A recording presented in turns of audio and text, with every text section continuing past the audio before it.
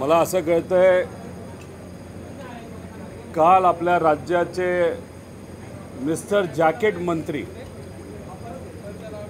जे रोज सकाळी उठल्यापासून संध्याकाळपर्यंत सकाळी दुपारी संध्याकाळी कुठलं जॅकेट घालायचं, कुठल्या रंगाचं जॅकेट घालायचं याचा विचार जास्त करतात, पण त्यांना शेतकऱ्याचा फाटका सदरा हा मात्र दुर्दैवाने त्या ठिकाणी दिसत नाही।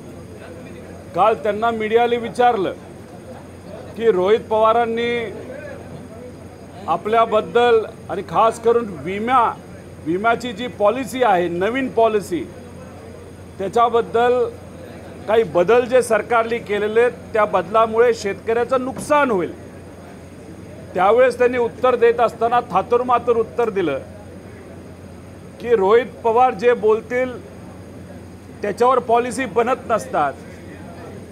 खरं तर आश्चर्य वाटतं, त्यांनी टेक्निकल उत्तर द्यायला पाहिजे होतं थातुरमातुर उत्तर देण्यापेक्षा। या मिस्टर जॅकेटांनी जो विषय त्या ठिकाणी मांडला याच्यामध्ये जसं माणसं खोटं बोलतात आणि गोल बोलतात आणि या सरकारमध्ये अशी माणसं अनेक नेते आहेत। याच्यामध्ये मी मुद्दा कुठला मांडला होता की पूर्वीची जी विम्याची पॉलिसी होती त्याच्यामध्ये वेगवेगळे ट्रिगर होते, ज्याच्यामध्ये पिकांची पेरणी न झाल्यास शेतकऱ्यांना मदत मिळू शकत होती। स्थानिक आपत्ती म्हणजे लोकलाइज्ड कॅलॅमिटी, जसं की आत्ता समजा काही भागामध्ये अतिवृष्टी झाली पण दुसऱ्या सर्कलमध्ये नाही झाली, तर ज्या सर्कलमध्ये झाली ती लोकलाइज्ड कॅलॅमिटी समजून त्या सर्कलच्या शेतकऱ्याला मदत मिळत होती। पिकांच्या हंगामात प्रतिकूल परिस्थितीमुळे होणारे नुकसान, मिड सीझन ॲडव्हर्सिटी, म्हणजे जसं की पेरणी झाली पण काही काळ पाऊसच आला नाही आणि शेतामध्ये दुपार पेरणी करायला लागली, तर हे पूर्वी कव्हर केलं जात होतं। काढणी पक्षात नुकसान, पोस्ट हार्वेस्ट म्हणजे त्याच्यामध्ये जे नुकसान होतं ते पूर्वी कव्हर केलं जात होतं, आता केलं जात नाही। आणि शेवटी उत्पादनात येणारी घट, आता याच्यामध्ये आपण जर बघितलं तर हे 5 निकष हे इन्शुरन्स पॉलिसीमध्ये पूर्वी होते। दुर्दैव असं या सरकारने रात्रीतच GR चेंज केला। का चेंज केला तर ह्यांना केंद्र सरकार आणि राज्य सरकार मिळून स्वतःचे 6000 कोटी रुपये वाचवायचे होते आणि शक्ती मार्गाला कदाचित तो पैसा त्यांना वापरायचा होता। आणि याच्यामध्ये एकच निकष राहिला, ते म्हणजे पीक काढणी प्रयोगामध्ये येणारी तफावत, म्हणजे हे बाकीचे 4 विषय काढून टाकले। म्हणजे आत्ता शेतकऱ्याचं जे नुकसान झालेलं आहे त्याच्यामध्ये शेतकऱ्याला दुर्दैवाने कुठलीही मदत मिळली जाणार नाही।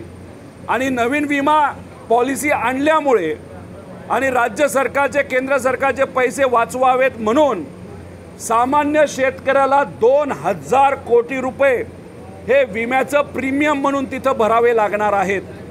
आणि हे जे काही ट्रिगर जे सरकारने काढलेत त्याचा जर अभ्यास आपण केला, 2024ला 2700 कोटी रुपये हे विमा कंपन्याकडनं शेतकऱ्याला मिळाले होते आणि जे ट्रिगर काढलेत त्याच्यामध्ये शेतकऱ्याला 2000 कोटी रुपये मिळाले होते आणि फक्त 700 कोटी जो ट्रिगर ठेवला आहे, म्हणजे ज्याच्यामध्ये कापणी प्रयोगामध्ये येणारा फरक, त्यात फक्त 700 कोटी रुपये हे शेतकऱ्याला मिळाले होते। म्हणजे सगळ्यात जास्त पैसा शेतकऱ्याला भरपाई म्हणून ज्याच्यामध्ये मिळतो तेच निकष हे या इन्शुरन्स कंपनीमधून काढलेले, म्हणजे इन्शुरन्स कंपनीचा सुद्धा फायदा हा व्हावा यासाठी मिस्टर जॅकेट हे प्रयत्न करत आहेत आणि हे सरकार दुर्दैवाने त्या ठिकाणी प्रयत्न करत आहेत। त्यामुळे ज्या पद्धतीने शेतकऱ्याला मदत मिळण्याचा जो GR होता, जो इलेक्शनच्या आधी हा खूप मोठ्या प्रमाणात मदत दिली जात होती, आता इलेक्शन झाल्यानंतर त्याच्यामध्ये सुद्धा कपात ही या शासनाने केली। त्यात तर तुम्ही कपात केलीच आणि विम्यामध्ये सुद्धा या शेतकऱ्याला बऱ्यापैकी वंचित तुम्ही ठेवणार आहात। म्हणजे हे सरकार शेतकऱ्याच्या विरोधातलं सरकार आहे। आणि मिस्टर जॅकेट जसे म्हणतात की भिकारी सुद्धा 1 रुपया घेत नाही, म्हणजे शेतकऱ्याला भिकारीपेक्षा बदतर या मंत्री महोदयांनी म्हणलेलं आहे। आणि दुर्दैव असता आर्थिक दृष्टिकोनातून हे सरकार तोच प्रयत्न करत आहे की शेतकऱ्याला कुठेही पैसा हा मिळाला नाही पाहिजे। त्याच्याच बरोबर ओसाडगावची पाटीलकी म्हणजे ते मंत्री, त्या मंत्र्याला कदाचित पैसेच खाता येत नाहीत आणि डायरेक्ट जी शेतकऱ्याला मदत दिली जाते त्यामुळे कदाचित त्यांच्या खिशात काहीच जात नाही, म्हणून कदाचित कृषी खातं म्हणजे ओसाडगावची पाटीलकी असं त्यांचं म्हणणं असावं. आणि ढेकळाचे पंचनामे करायचे का हा जो मुद्दा आहे, म्हणजे याच्यामध्ये थट्टा तुम्ही शेतकऱ्याची दुर्दैवाने करत आहात. आणि हे जे ढेकळाचे पंचनामे करायचे का ह्याचं उत्तर जर कुठं लपलं असेल तर या विमा पॉलिसी जी चेंज केली त्याच्यामध्ये तो लपलेला आहे. मी तुमच्या सर्वांसमोर मिस्टर जॅकेटला आव्हान करतो, तुमच्यात दम असेल, तुमच्यात ताकद असेल तर कुठेही तुम्ही बोलवा.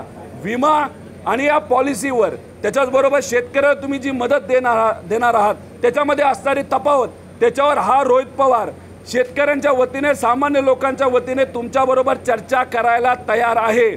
माझ्यात दम आहे, पण तुमच्यात मिस्टर जॅकेट दम आहे का तर समोरासमोर या, होऊन जाऊ द्या.